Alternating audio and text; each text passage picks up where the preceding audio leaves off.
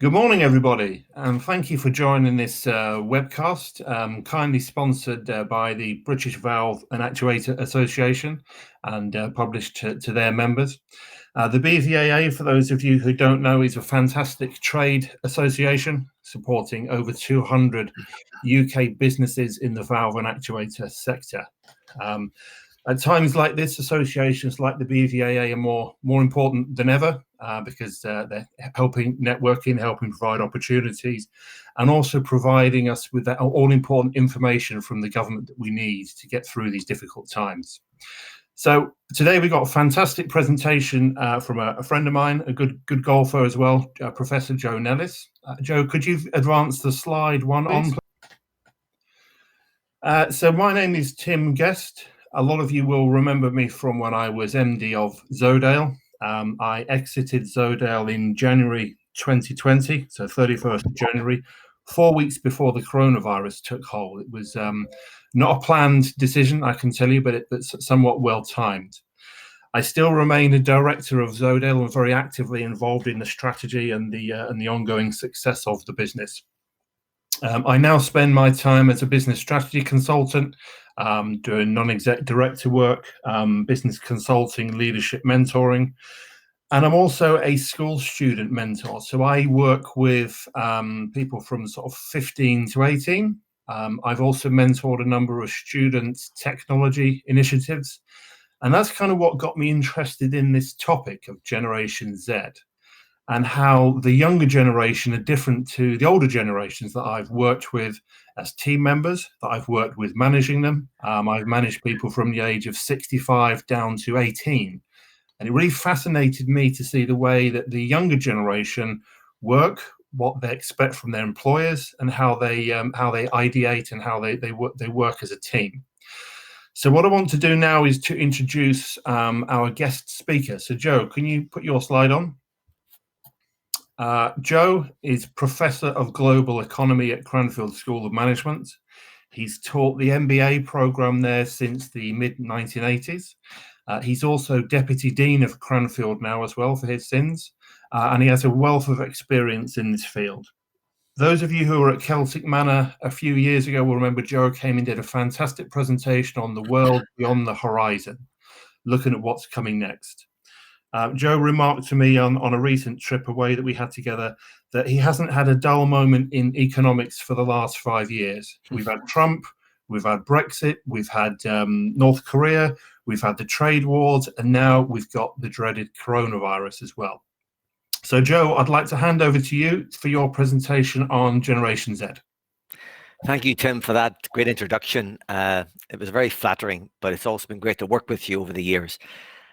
Folks, I'm delighted to be here today. I will be talking about COVID-19, unfortunately.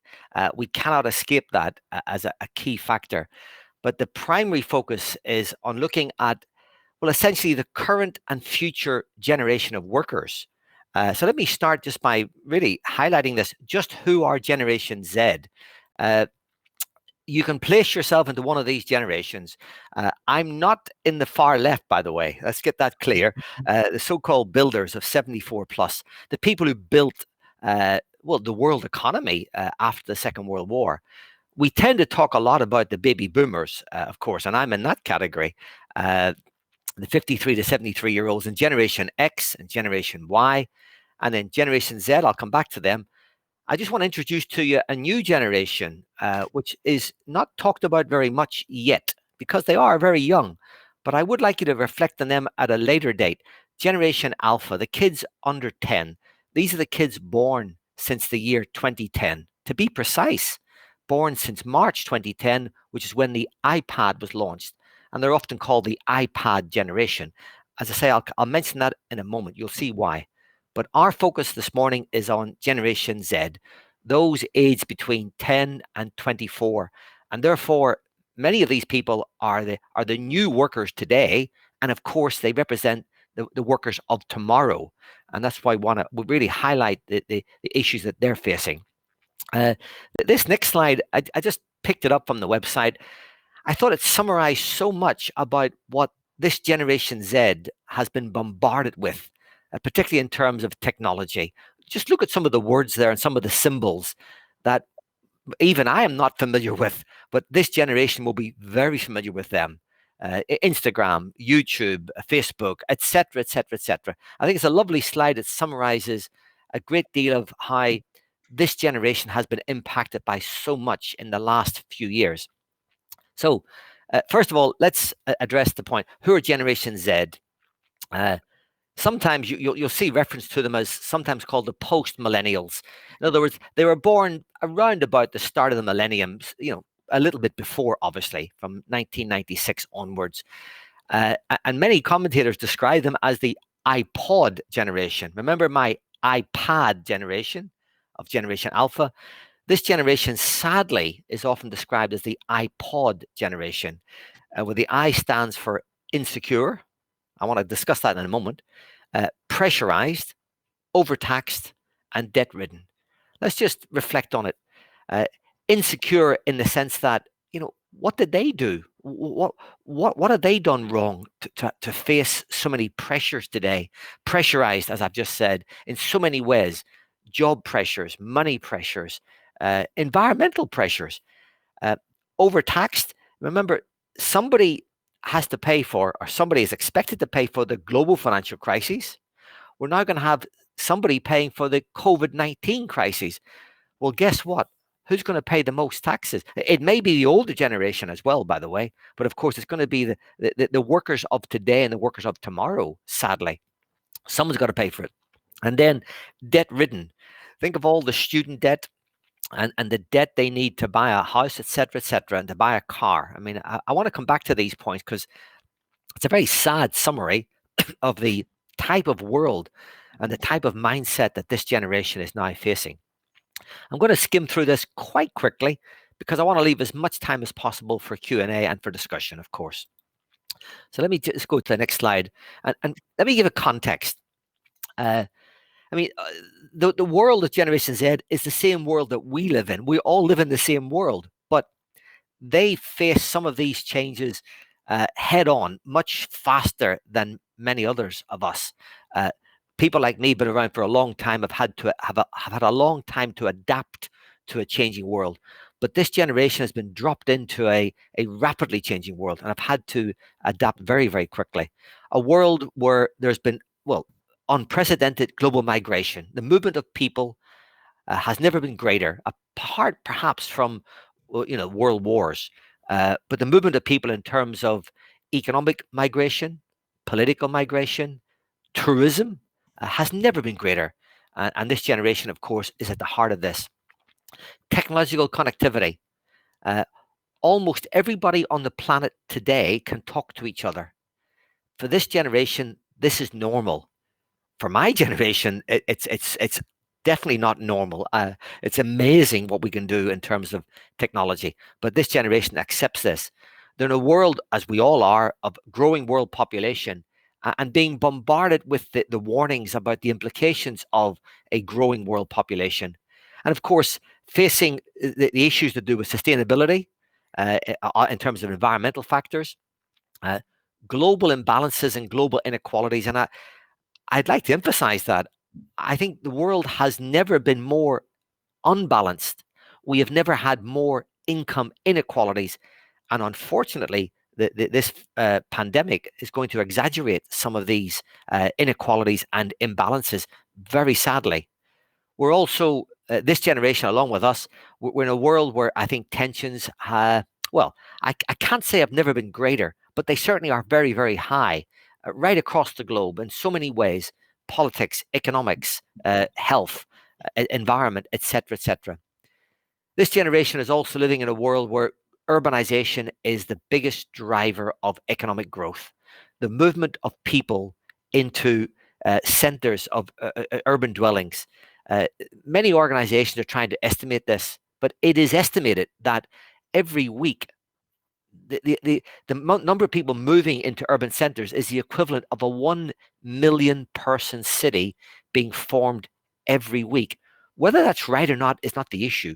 It's the impact. The scale of this is immense.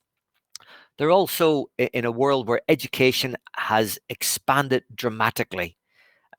Hasn't solved all the inequalities, of course, but education has become a major driver in terms of careers, in terms of moving up the ladder, in terms of being better able to cope with some of the challenges. But also a world of globalization. We've heard of this recently, of course. It is said that globalization is one of the causes of the pandemic. And yet we've all celebrated, many of us have celebrated the benefits of globalization, global markets, global finance, global consumers, global information. So there are positives and of course there are negatives. But I mentioned sustainability and of course the challenge we face in terms of natural resources. This generation has been dropped right into this. They didn't cause the problems to do with natural resources and sustainability, but they're going to have to deal with it. That's undoubtedly true. And then, of course, a world where artificial intelligence and robots are set to take over many of the jobs that previous generations have enjoyed. But many of those jobs will now be done by robots and taken over by AI.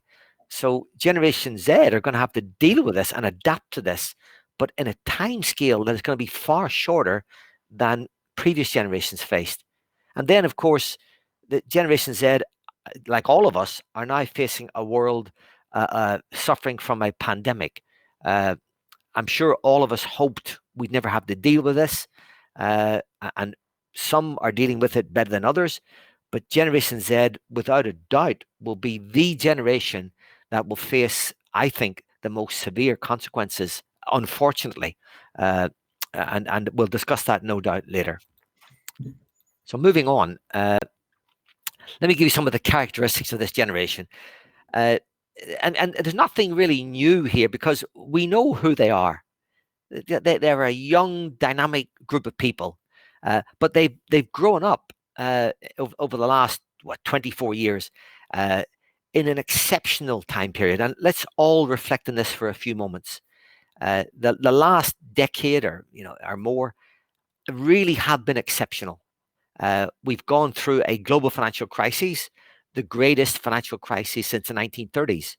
And it's expected that the current pandemic is causing another financial crisis, which perhaps may be the worst financial crisis for more than 100 years. So, and Generation Z are right bang in the middle of this. They're also growing up into adulthood, and many of them are, of course, already adults, but in a period of history which represents unprecedented low interest rates. For all of the last 9-10 years, and now it will continue, we've had interest rates the lowest for 300 years. Base rate is now 0.25%. It could go to zero. In some countries, it's gone to negative.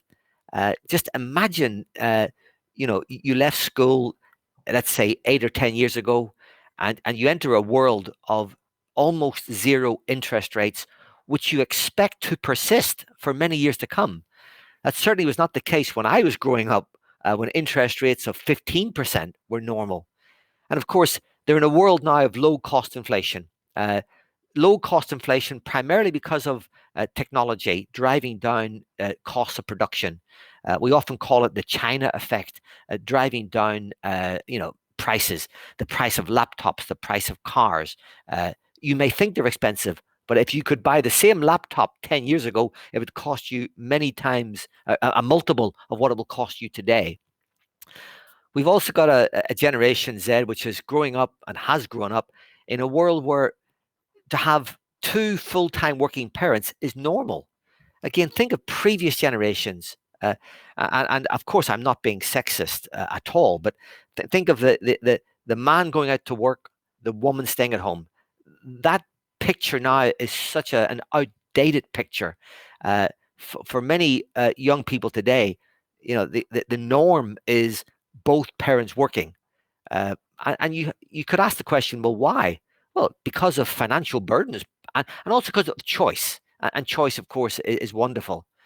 And we've also got a generation that's growing up where wealth is being concentrated in ever smaller families. Again, go back in history and think of the larger size of families that were popular Well, today there are still a number of countries which have large families, but increasingly, particularly in the Western countries, smaller families are becoming more of a normal. And that will impact all generations, but particularly Generation Z. And then, of course, now we have this generation uh, growing up and working at a period of in a period of a global pandemic. As I said earlier, I'm sure all of us would wish we didn't have to face this, but for certain generations, it's going to cause tremendous challenges. Other characteristics, again, you'll no doubt some of you will be familiar with these points. It's become a almost common conversation. A generation that now is more dependent on parents than ever before. We often talk about the bank of mum and dad. And this, I'm not suggesting for 1 minute, by the way, that this generation wants to rely on parents, but it's a matter of necessity. Many people in this generation are now living at home with their parents, at the age of 21, 22, up to 24, and perhaps even beyond that as they grow older. I think many of you will agree with the next point that all of us, and particularly the younger generation, Generation Z, uh, they're growing up, I believe, with a sense of less trust in institutions. Uh, do you remember, some of you who are old enough, when we had such trust in institutions such as the BBC, in politics, in the government, uh, in the police, for that matter? These organizations really did create our framework, a framework of trust, and we came to rely on them. But of course, over the years, that trust has been tested in so many ways, particularly our trust in big business. Uh, the scandals, the environmental issues, the rich and the poor, the inequalities, and information. Can we rely on news, or is it fake news? All of these words are now being played out today, particularly in the last few years, and especially during this crisis. So I think trust is going to be something we'll come back to, I'm sure. And then my next point is one that it really hits a bell in my head, that I think this generation is right to think that they somehow are facing the brunt of so many of these pressures. I put in quotation marks, what did we do? I even hear some of my kids a few years ago making this very point. Why are we having to face such problems? Why didn't you have to face it? Of course, we've all had to face challenges, but the challenges over the last 10 years, particularly the financial crisis and now the pandemic, really I think are so significant, so severe, that it's understandable they will ask the question, what did we do? And then, of course, one obvious point that's arisen in the last few years is this choice that this generation faced between home ownership versus renting, and how many of them will be able to do what many of us did. In other words, join the housing ladder.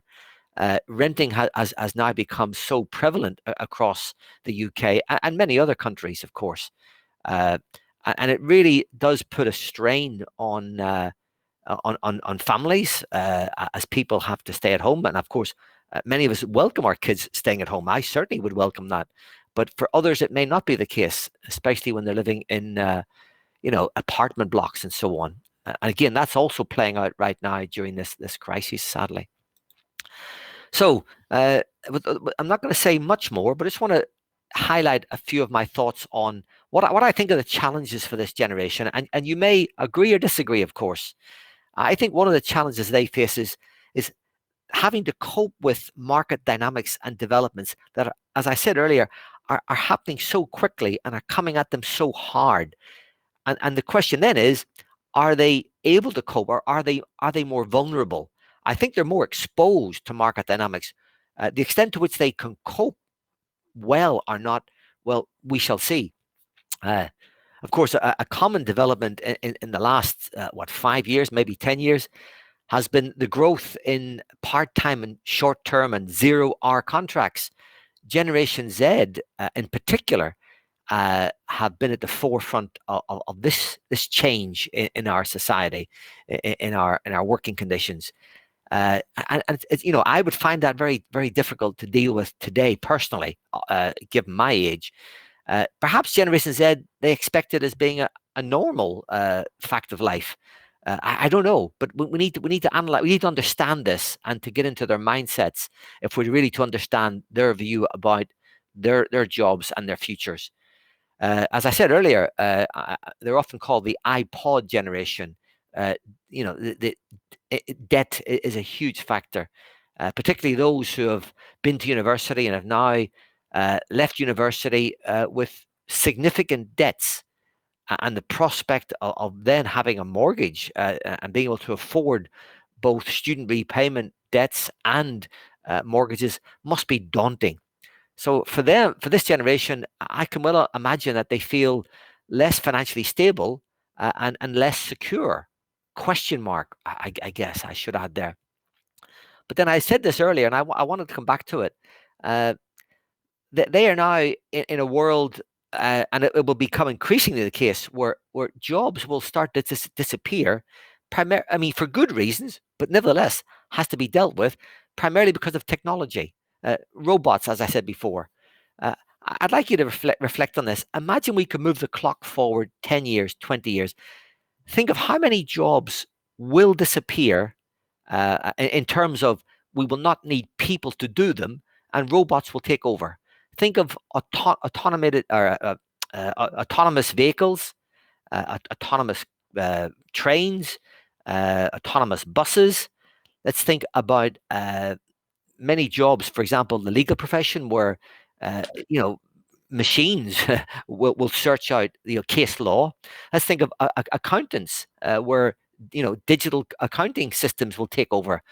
Let's think of stores where you will do your own checkouts, as is happening already. We can continue with this. Think of online learning and how many educators will we need, for example. Of course, there are also jobs disappearing in certain countries because of globalization. In other words, competition from other parts of the world.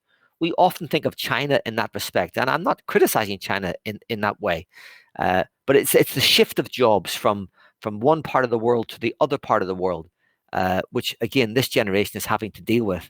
And I said earlier, and I said I'd come back to it. For me, one of the greatest challenges that we all face, and in particular Generation Z, is the widening income and wealth inequalities. It is a fact that the rich are getting richer and the poor are getting poorer. And I know you'll immediately say, well, yes, but we're all absolutely better off than we were 100 years ago. But unfortunately, that is not how human beings react. We compare our well-being relative to other people. And so poverty is measured as a relative concept, not as an absolute concept. I don't reflect back to my great-grandparents and think how well off I am. Maybe I should, but I look at people around me and I ask, am I doing as well as others? And of course, in that respect, I mentioned earlier this issue about debt accumulation versus asset accumulation. I'm from a generation which has accumulated assets, but Generation Z are in a generation which is accumulating debt, unfortunately. So what are the opportunities for Generation Z? I'll just take another couple of minutes. Well, I'm an optimist by nature, as Tim will no doubt confirm. And so in that respect, it's not all gloom and doom. I think this is an exciting generation, one that we should not, forget that it's an education that it's a generation which is highly educated.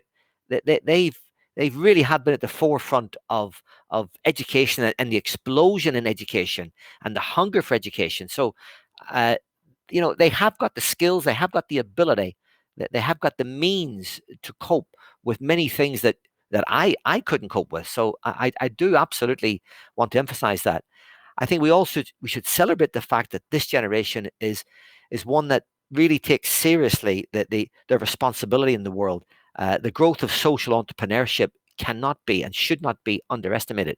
I think this generation is going to be far more creative and more innovative than previous generations. And they will want to impact society in a positive way in so many aspects. And, again, you may see this as a question, although I believe it happens to be the case. I think this Generation Z will see profits as a secondary goal. It's much more about how they can make a contribution to society. And they do care, I think, more for others. And as they go through life, I think we will see the benefit of that, or at least I hope we will see the benefit of that. And I've said earlier, and I emphasize it again, I think for Generation Z, the damage that my generation and previous generations have done to the environment will be high on their agenda. I mean, we're all responsible for this. Of course we are. But I think Generation Z will take more seriously the need for sustainability and the need for what's now become called the new normals of how we live and how we interact with each other. But again, in a very positive way. Unlike me, and unlike perhaps some of you listening, I think this generation is a generation that can adapt to new technologies very, very quickly. And of course, that's also true for Generation Alpha. But Generation Alpha are only children at the moment. I'm referring now to Generation Z, which many of whom are already in the workforce and will be the future leaders of tomorrow. So their adaptability to technology should not be underestimated. And then, of course, as I said, stepping back from this word profits, they will have greater focus on their personal health, on sport, on healthy in mind, healthy in body, volunteering. And I think that gives us great hope for the future, because I do worry about how charities will cope in the future. But I think this pandemic has really highlighted the enthusiasm in this country and in other countries for volunteering and helping others. And I think Generation Z are going to be at the forefront of this. And of course, for networking, linking up across the world, not just the UK, but globally, keeping in contact with each other, I think is a wonderful development. And so finally, I've really left this last slide as a series of questions, to stimulate your own thinking. So what will be the impact of Generation Z? And in particular, what do you think are the implications for business, both in terms of as employees and as employers? What are your thoughts about Generation Z and how you are coping with them, and how you will need to adapt to their expectations? Because one thing is for sure, I think people in Generation Z are not going to have my type of career. I've been at Cranfield School of Management for 36 years, one employer. I think Generation Z will think that's crazy, because what they will want is variety, not for the sake of it, but to keep themselves motivated, to keep themselves interested. So I see businesses having to deal with this, are going to have to deal with this if they want to retain their best talent. Secondly, implications for government. How will government deal with a generation that is much more demanding, much less trusting, much more cynical, much more critical of government and of business? And thirdly, what are the implications for society in coping with this generation? Because we're all different, but again, the pace of change hitting society will mean that some people will cope better than others, and who knows, perhaps Generation Z will be the ones that will take us out of the darkness into the light and make us all feel that it is worth, feeling positive and optimistic about the future. Folks, I've just left you with those questions as in many ways, a tease, but they are serious questions, and I hope you'll have some questions for me and for others. Thank you so much indeed. Joe, we thank you very much for that. That was fascinating as always. The first question is, I mean, you touched upon artificial intelligence and perhaps machine learning as well. Yeah, taking a lot of the jobs that we do now. Robo advisors replacing financial advisors. Yeah. Online estate agents. The list can go on. Yeah. If you were advising a Generation Z person now who said, "Joe, I'm looking for a career. What industry sector or what career should I get into?" What would your advice be? Well, Tim, first of all, the most obvious answer to your question is make sure you are computer literate. Make sure you have the skills to deal with technologies as they hit you. Make sure you are flexible. To me, that's the most obvious one. Now, that doesn't mean that everybody will become a computer programmer or a gamer. Obviously not. But I think whatever career they go into, be it accounting, be it legal profession, be it be it, in retail, be it in manufacturing. I think they are going to have to realize that technology is playing and will play an increasingly important role in their job. Now, the extent to which they can adapt to that and embrace it and create value from that, that will differentiate the winners from the losers. And it's a horrible phrase, but the reality is not everybody will be successful. But I think this generation are well aware of this. Musicians, for example, recording studios may be a thing of the past. My own son is a musician. Mhm. He does it all on computer, for example. My daughter's a costume designer, but it's all done on computer, and yet she's a costume designer. So traditional industries that are adapting to technology. To me, that's the message that we need to learn about Generation Z, and they need to make sure that they're at the forefront of that. Okay. We have a couple of more questions in the chat. Have Generation Z learned that they have greater social mobility than previous generations? Interesting. I think we need to ask Generation Z that question, but my answer is I hope so. I am somebody that came from well, what I hate to use this phrase, but from a working class family, because it sounds like I've left them behind. No, I haven't. I still regard myself as coming from a family where everybody had to work to generate an income, where we didn't rely on profits and dividends and capital. And again, not a criticism. So I think this generation, I hope, and it's an aspiration on my part, I hope that they don't regard this as a class division, that we're all in this together. And this pandemic, I think, has been a real leveler. It has hit people across all quote unquote classes. But I think this generation absolutely do see that it is possible to be successful, to get a career, to add to society without having to have a lot of money or inheritance or having a lot of wealth given to you.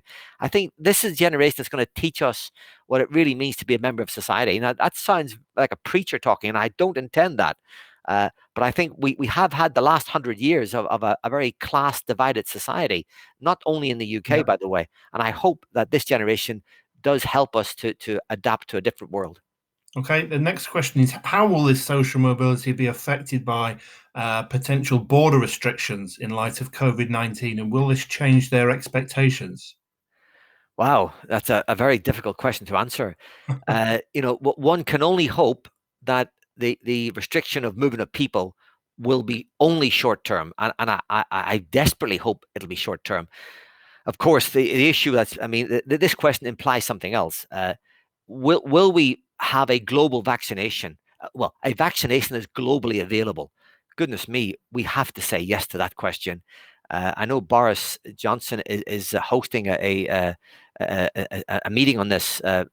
It's today or tomorrow, and the US and India and China and Russia have opted out of it. I think that's a mistake. I think we need a global solution. So, to go back to your question, uh, when we have a global vaccination and we take care of this virus, I have no doubt this generation will continue to see the world as a small place. Remember, the internet has killed distance, and for this generation, it may not be a matter of physically moving across the globe, but it's interacting with people around the world in different ways. And so, mobility in every sense, I think, is at the forefront of this generation's mind. There's another question here. Does their negativity not speak more about their attitude and approach compared to other generations? Yeah. Well, if I could just start off on this one, the person who's asked this question, Joe and I ran a similar presentation to a live audience, and we had two Generation Z on the panel for discussions. And they were shining stars in their organization. They were very bright and not negative at all. But I do know where you're coming from here, because again, I've employed Gen Z who are quite negative and can't be bothered and things. So how would you answer that question, Joe? Yeah, it's a very important question, by the way. And I want to remind you of my earlier slide where I said this generation is often described as the iPod generation. So let's think of the issues that they've entered a world, and they've grown up and many of them into adulthood, facing challenges that they did not create. So let's not be too critical of what some people call negativity. They are facing huge challenges, which in fact previous generations to a large extent have created.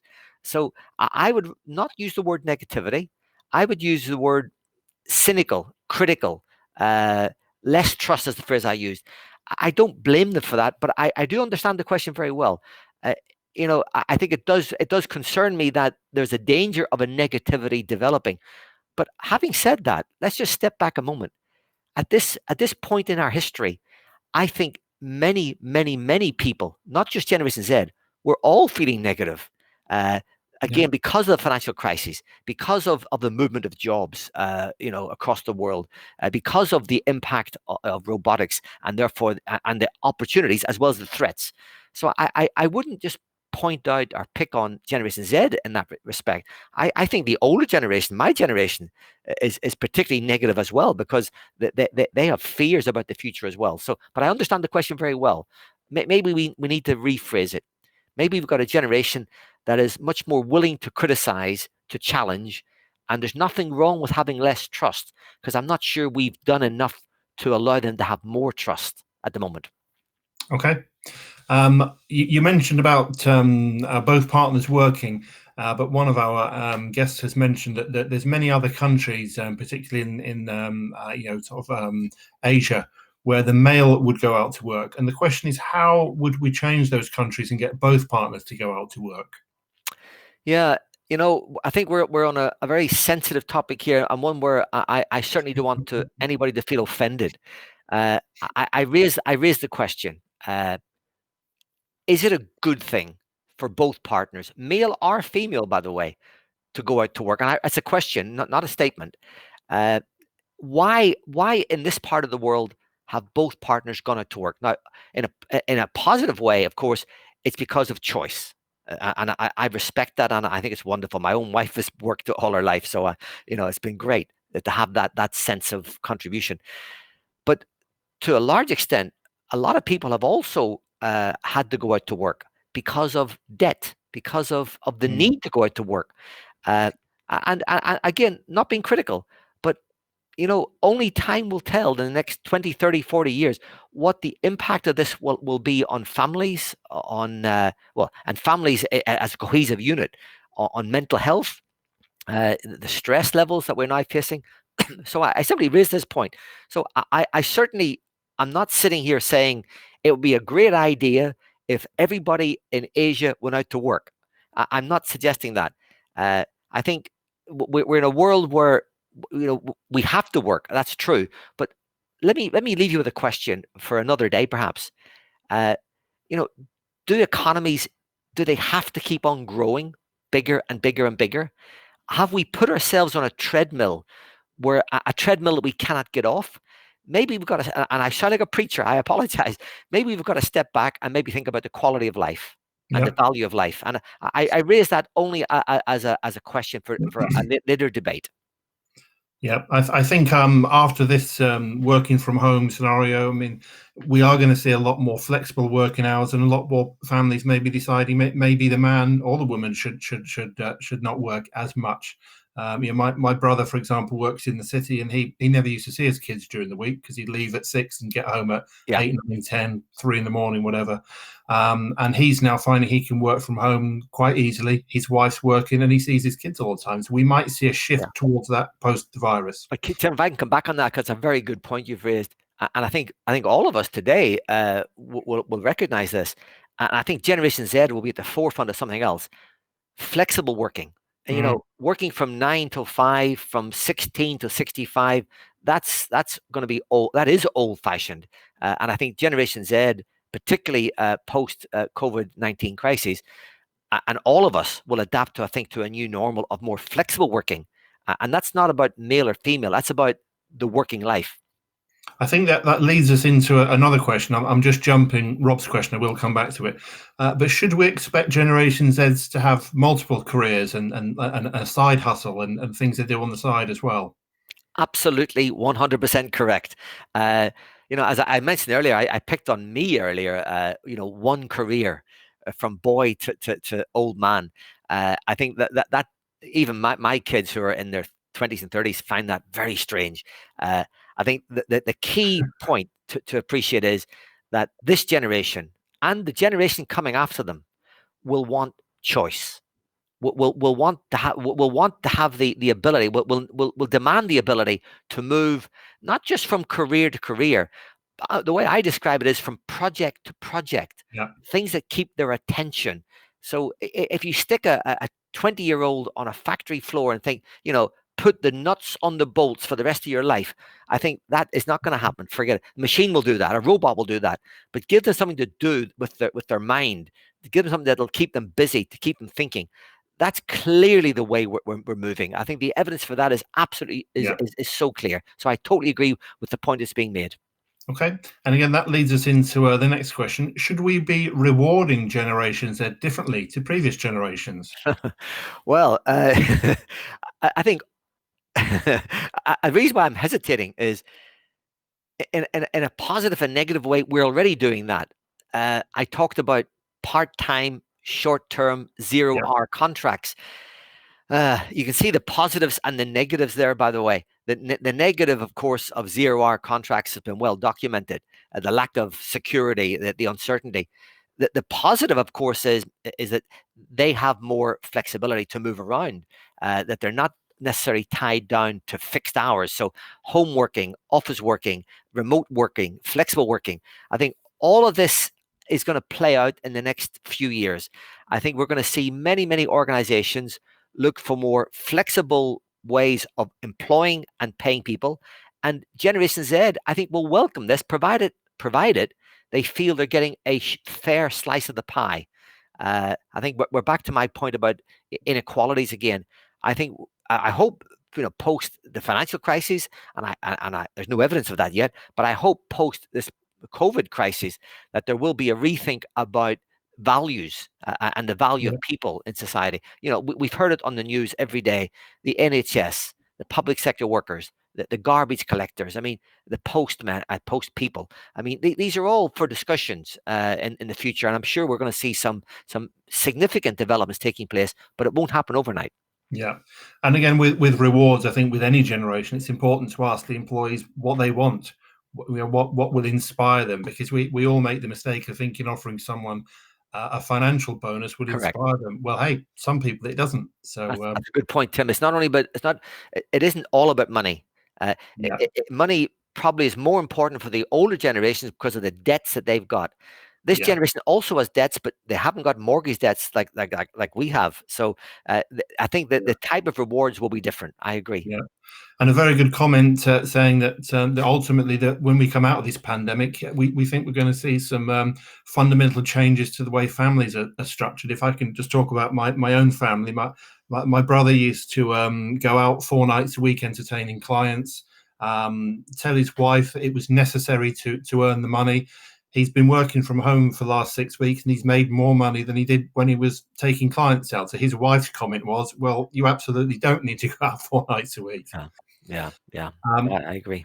I think we got another comment coming in here. Then I think we're going to have to wrap up.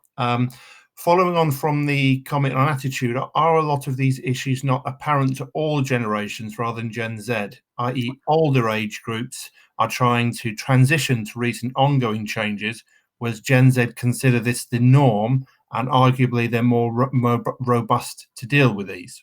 Generally speaking, Generation Z willing to listen to alternative perspectives as well as challenging views on others. Oh, Tim, I absolutely agree with this point, and I hope I made that clear earlier. I think it's a very good point that's being made. The ability of different people to adapt to change is the number one factor here. So we mentioned earlier about the negativity, but I also stressed, I think this Generation Z, in terms of embracing technology and embracing change, is more capable than other generations. And I absolutely agree with the point that's being made. I think the older generations are going to find it tougher in many ways than the younger generation. So yeah, a very good point to end on, and one that I would absolutely support. And in case we're going to finish in a moment, Tim, I just want to say that, I hope that everything I've said is meant to provoke your thinking about your business planning, about the implications. nothing that I've said is meant to be definitive, because we don't know. None of us can predict the future, but we have to do our best to try and understand the impact of changes. And so I hope these few points that I've put forward will help you do that. Yeah, I like the old Charles Darwin quote that's more relevant than ever. It's not the strongest of the species that survives, nor the most intelligent. It's the one who's the most adaptable to change. Absolutely. Can we move on to the next slide, Joe? We've got a couple more minutes, and we're going to wrap up. Of course.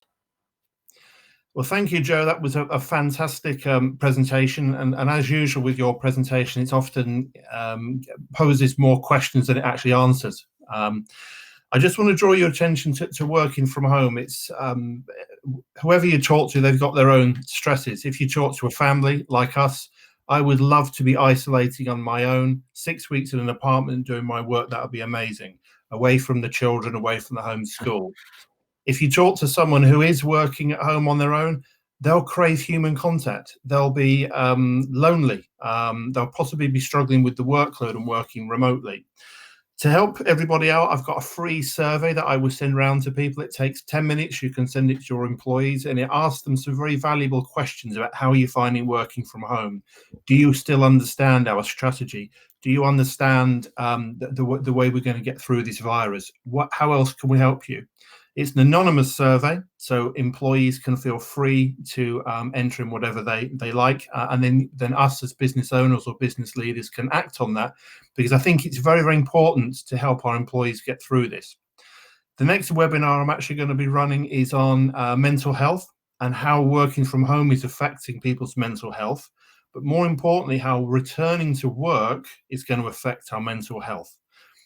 We've now adapted to this normal, working from home, no commuting, no tube trains, no school runs, none of the stress associated with working.